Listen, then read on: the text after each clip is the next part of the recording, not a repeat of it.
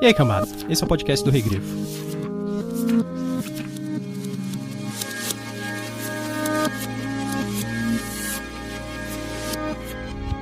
Daqui a meia hora vocês serão guerreiros vikings, com um fiel réptil ao seu lado, ou estarão tomando chá com o deus Odin em Valhalla, com o traseiro marcado por dentes de dragão.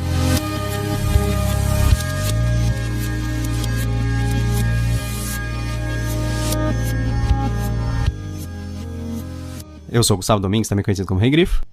Eu sou a Thaís Prioli. E hoje nós estamos aqui para falar do Como Treinar o Seu Dragão, que é um livro escrito pelo Soluço Espantóxicos Strondos III e traduzido do antigo norueguês pela Cressida Calma. Na verdade, ele foi escrito pela Cressida, né?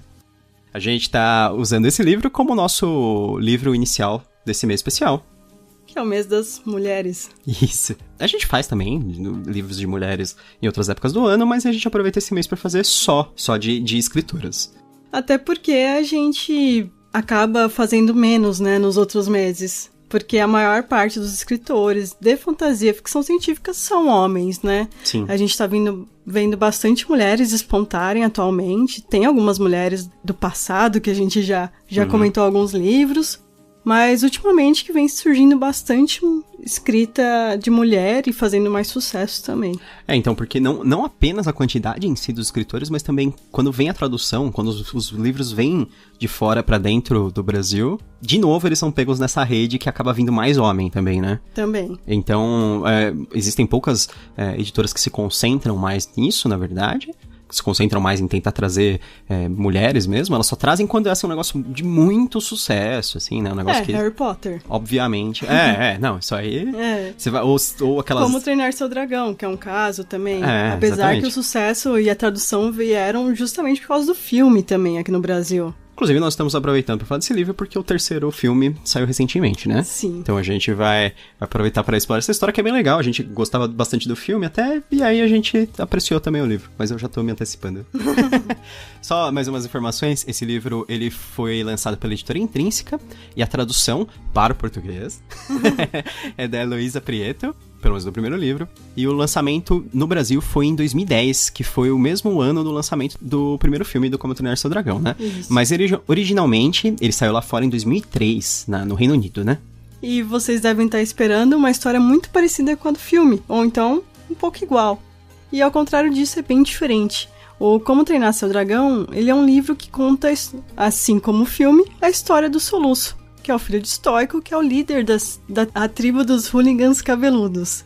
E quando chega a hora da iniciação dele, para se tornar um herói viking, ele vai ter que capturar um dragão e treiná-lo. E o Soluço vai achar isso muito mais complexo do que parece. Só por esse resumo a gente já pode perceber que é bem diferente do filme. Na verdade, eu fiquei esperando aquele momento que ia dar uma virada, que ia ficar mais parecido, assim, com o filme, mas ele não veio. Então, ele é absolutamente, assim, muito diferente. Na verdade, tem alguns elementos do segundo filme que eu acho que são parecidos com essa primeira história.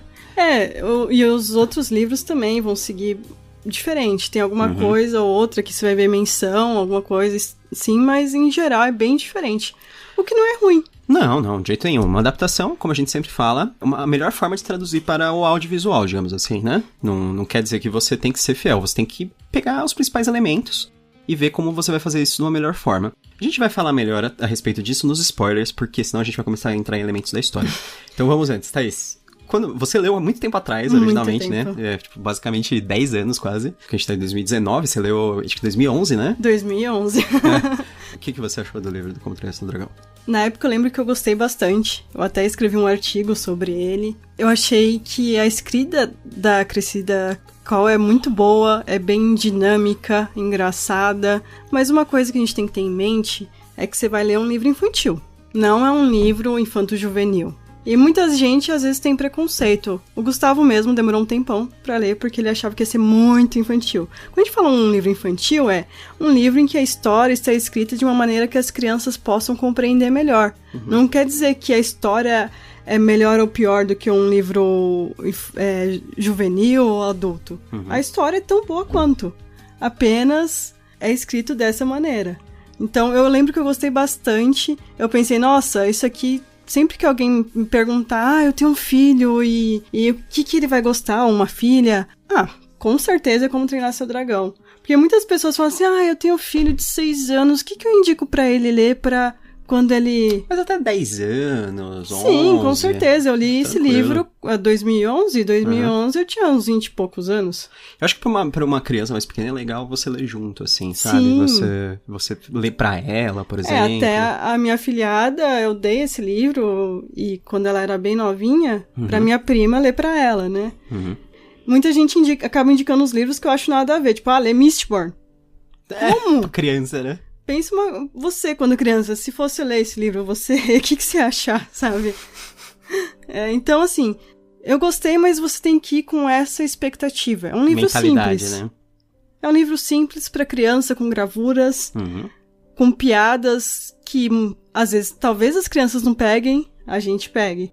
Essa é a parte mais legal, assim. Então, deixa eu falar, então, já o que eu achei, porque aí já complementa. Eu acho que... Eu gostei bastante do livro, ele me surpreendeu em muitos fatores. Um deles foi exatamente isso, que ele tem um humor duplo.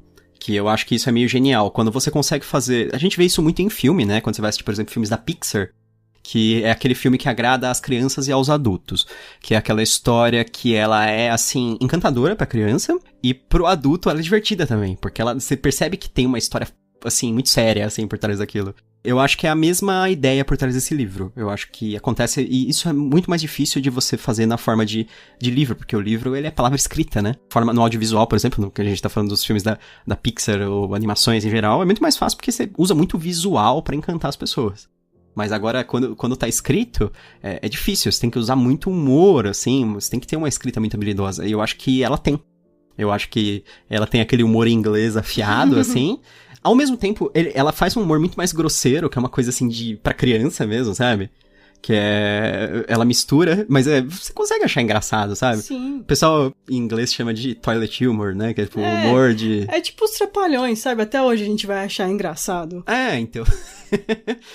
Por isso que eu acho que ele é um livro, assim, muito, muito bom, assim... Porque fazer isso é muito difícil, assim. É difícil quantificar o quão complicado isso, assim, você equilibrar um negócio pra agradar adultos e crianças. Não que todo adulto vai adorar e vai achar maravilhoso o livro, assim. Não vai achando que é um livro pra adultos. Se você lê com uma mentalidade, com uma mente aberta e com a mentalidade de que é um livro pra criança, provavelmente você vai aproveitar. Uns spoilers? Vamos.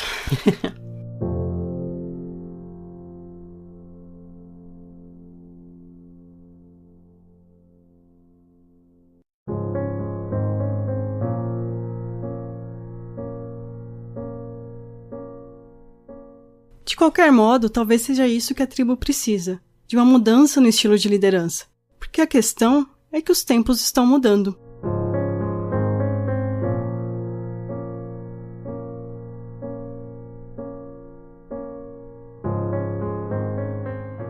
Muito bem, então vamos ver o que acontece. Na verdade, bem pouquinho.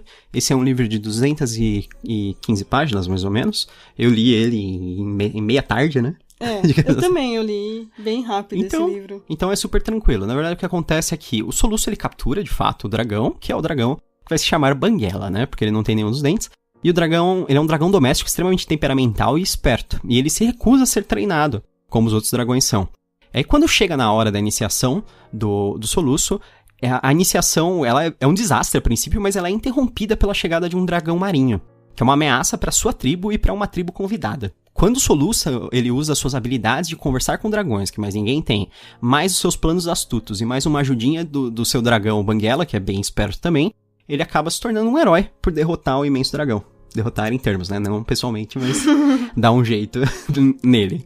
Eu vi nesse resumo vários elementos, algumas coisas parecem elementos do segundo filme. Eu sei que é bem diferente ainda a história, mas é essa ideia, assim, de uma ameaça terrível, que no primeiro filme é outra coisa, na verdade, né? Na verdade, o primeiro filme é mais os dragões sempre são inimigos e o Banguela, ele pega meio que machucado, né? E começa a cuidar dele escondido, né? Uma mudança grande que tem em relação aos filmes, eu não sei se nos livros se desenvolve dessa forma, mas é que assim, no livro, no primeiro, pelo menos, os dragões dos vikings, eles são como se fossem animais domésticos, eles são menores sempre do que as pessoas. Os dois dragões do pai do Soluço, do estoico, ele fala que são do tamanho de leopardos, ou seja, eles são grandes, mas não o bastante pra se montar. No Como Treinar Seu Dragão, a ideia é que eles tenham dragões para que eles montem nos dragões, né? Pra voar junto. É isso que eles fazem. É isso que o Banguela acaba sendo, por isso ele aparece como um dragão grande na história do filme. No livro, ele vai ser um dragão bem pequeno. Ele é tipo do tamanho de um gato, quase, sabe? Ele é um dragão doméstico e tem um temperamento, um comportamento de gato também. Não só isso, né? A outra grande diferença é que ele fala. Na verdade, não é que ele fala, mas é que todos os dragões falam. E eles falam numa língua, que é o dragonês lá. E o Banguela, ele é uma das pouquíssimas pessoas que entende. Ele observa muitos dragões. E aí ele começa a conversar com eles em dragonês. Eles falam que é uma língua esquisita, que ela é cheia de chios e gritos no final, e você, tipo, sei lá, borbulhando com a boca, umas coisas assim. O Soluço, ele usa essa habilidade de falar com os dragões pra se comunicar constantemente com o Banguela, porque ele descobre que tem um livro chamado Como Treinar o Seu Dragão. Que é muito simples você treinar seu dragão, não sei se você sabe, mas você apenas tem que gritar com ele. E bem alto. Quanto mais alto você conseguir, melhor. Todos os vikings, eles usam essa técnica. Eles gritam com os dragões. Conforme vai passando, você começa a entender a relação deles. Que o próprio Banguela fala pra ele que os dragões são egoístas. E eles são individualistas. E eles só obedecem os humanos porque os humanos dão comida para eles. E são maiores do que eles. E, tipo, podem ser violentos, assim. Podem bater neles ou punir, tipo, como se fosse isso. E eles não têm exatamente uma parceria muito, né, com os humanos. É isso que o Soluço começa a tentar criar. Mais por desespero do que por bondade no coração.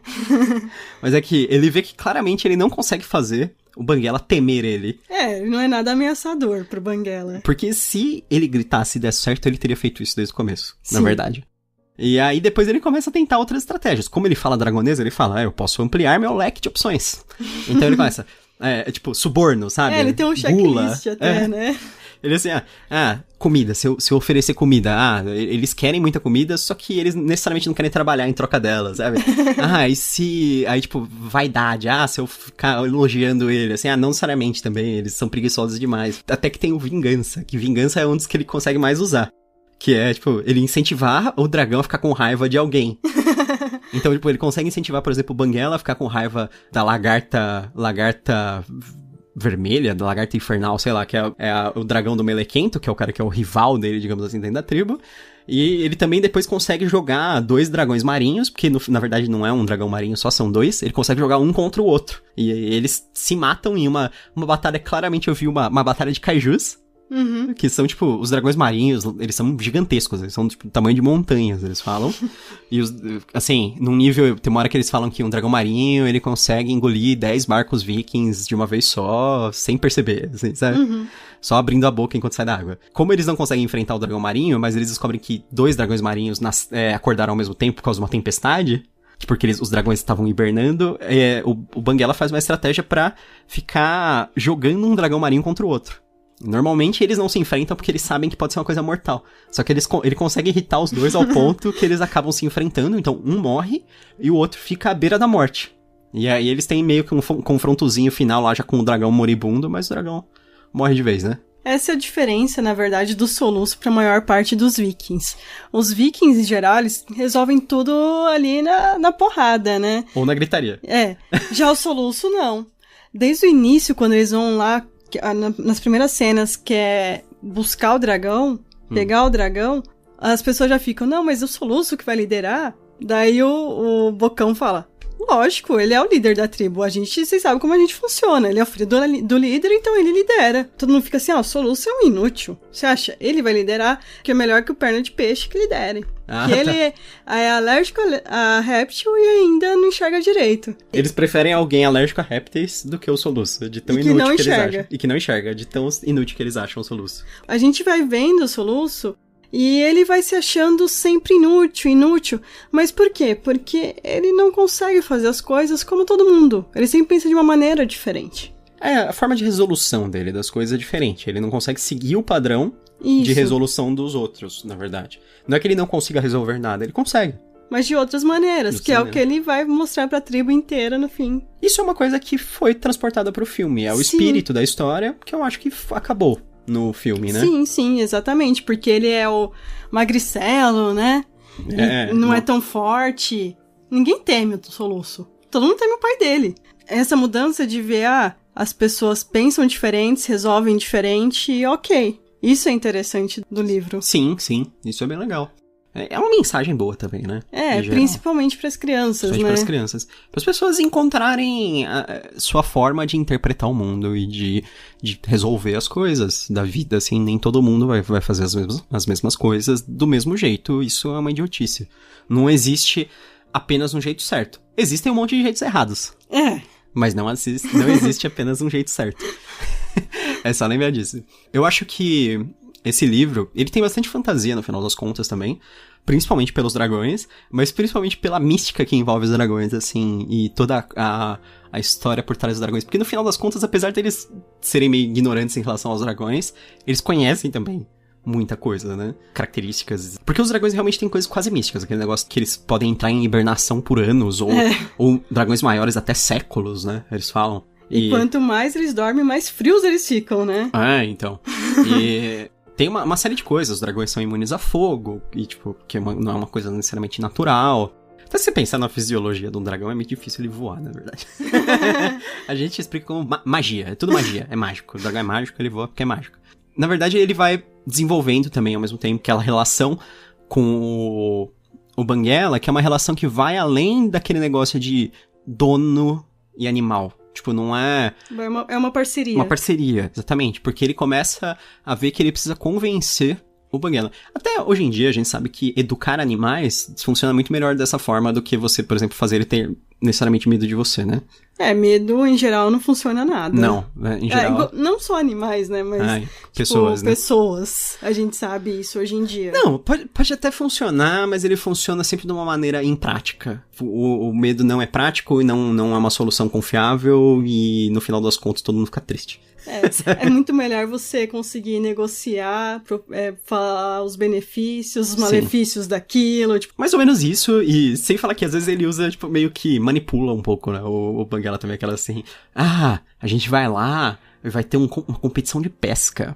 E, assim, sabe quem vai estar lá? Aquela dragoa que você odeia lá, a lagarta. Já pensou se você pega mais peixes que ela, cara de idiota que ela vai ficar? Aí o Banguela assim, não, tem razão, vou fazer isso. E tem muita coisa do Banguela que eu acho muito parecida com gatos, assim. A gente tem gatos e a gente sabe que eles se motivam por coisas diferentes. Sim, do que cachorro. A gente tem gato e a gente tem cachorro. A gente sabe que eles... É totalmente diferente lidar com o outro, né? Pro incentivo. Isso. A gente tem um que é totalmente motivado por comida. Ah, sim. E eles individualmente também, né? Quer dizer... E o outro totalmente por carinho. Então... Tipo, cada um deles tem um amor muito mais forte por uma dessas coisas. E também, no fim das contas, a gente vê que a motivação de alguém é diferente, né? Sim. Igual... alguns treinamentos que eu já fiz pro trabalho, a gente acaba descobrindo assim, qual é o seu lema? O que te motiva? E pode ser uma coisa estranha, eu sempre achei assim, nossa, que coisa estranha de gente de coaching, né? Sim. Mas né? é uma coisa que quando você descobre o que te motiva, é muito mais fácil fazer. E é interessante falar isso, porque você vê que a autora...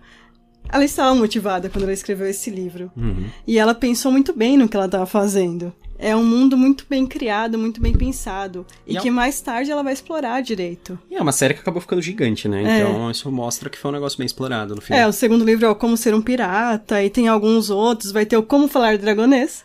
Ah, sim. É verdade. Eles até citam nesse livro, o livro Como Falar Dragonês. Então é assim, não é um livro que... Ela não pensou em nada, fez sucesso, e depois vão surgir outras coisas que ela vai ficar martelando, igual vários livros fazem. Não, ela fez menções aqui. Ela tinha um mundo, assim... Ela já tinha projetado imaginado. Mais ou menos. E aí ela jogou ideias do que ela vai fazer nos próximos nesse livro. Pode ser que tenha coisa que ela tenha pensado depois, lógico.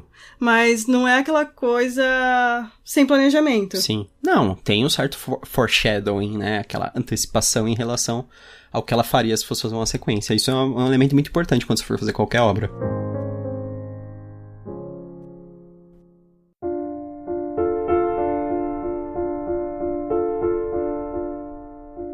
E aí, Thaís? Recomenda esse livro?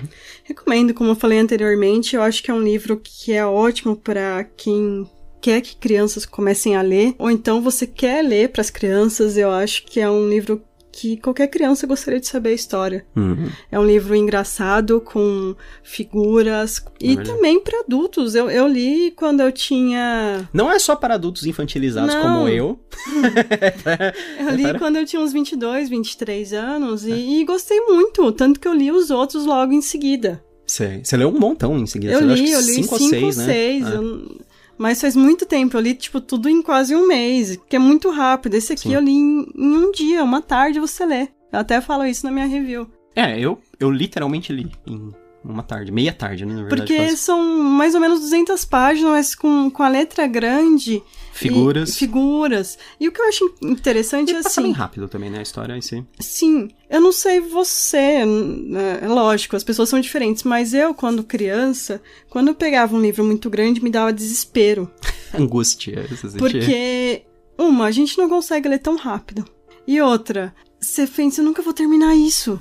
Você tem uma perspectiva muito bizarra, né, fantasiosa. Quando eu pegava alguns livros menorzinhos e que tinha uma letra maior, por mais que parecesse grande, você via, nossa, já tô na página 30, nossa, que rápido, né? Uhum.